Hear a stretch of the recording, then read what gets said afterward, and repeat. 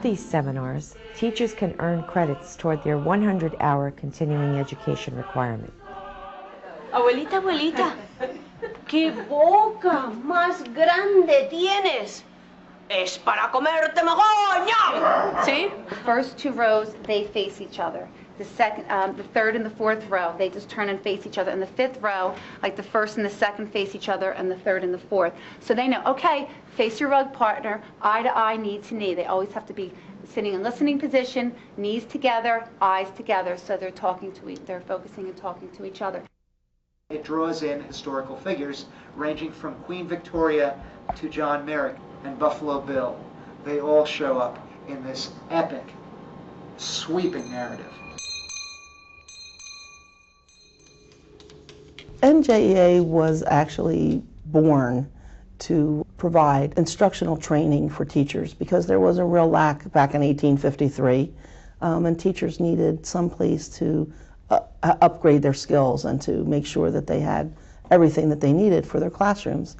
So the NJEA Convention has been the way that we've been able to, by statute, legislatively, we have this law that says that all teachers in the state of New Jersey have 2 days in which to participate in professional development.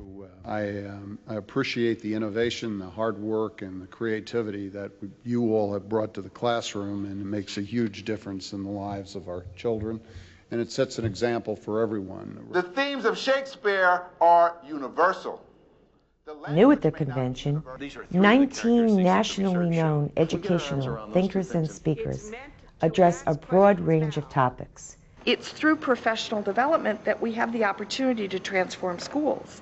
Jo Ellen Killian is Director of Special Projects at the National Staff Development Council, a nonprofit association working to improve schools through professional development. Does learning involve also the origination of ideas? For teachers, professional development is the core of their renewal, their growth, and their continued development. As teachers practice each and every day in the classroom, they are always refining what they do. And when they have the opportunity to come together with other teachers to talk about what they're learning and to add additional techniques and strategies, their students are the ones who benefit. Or is there a common definition of learning that we can all agree to? Teaching is intellectual work.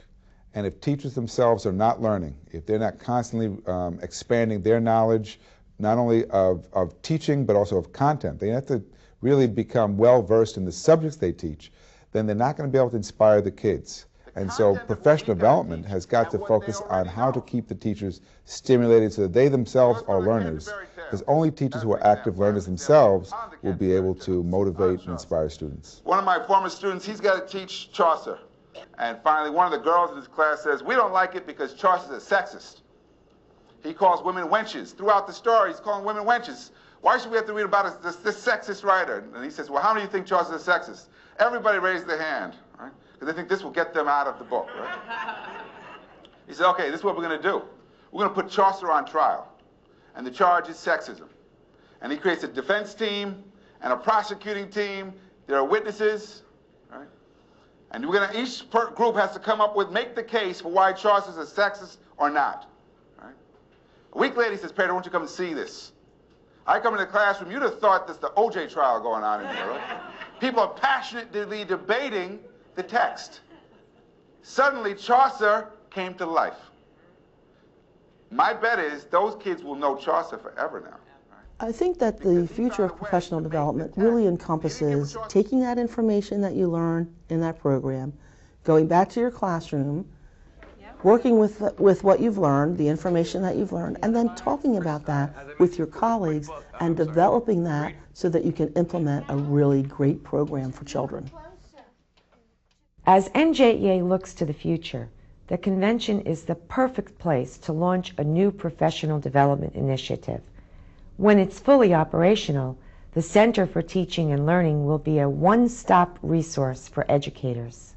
I envision the Center for Teaching and Learning to be a place, to be a clearinghouse for best practices, to identify the research-based practices that are effective, and to help teachers to implement those practices, and to also help us to develop a cadre of teacher leaders throughout New Jersey that will be the people that will lead the professional learning communities, that will take a topic, for instance, and whether that topic might be the environment, whether that topic might be civics lessons, whatever that topic might be, mathematics, early literacy, a myriad of topics, and that professional learning communities begin to occur all throughout our schools so that teachers are really having conversations with one another about how they can best deliver an educational program. Always keep the music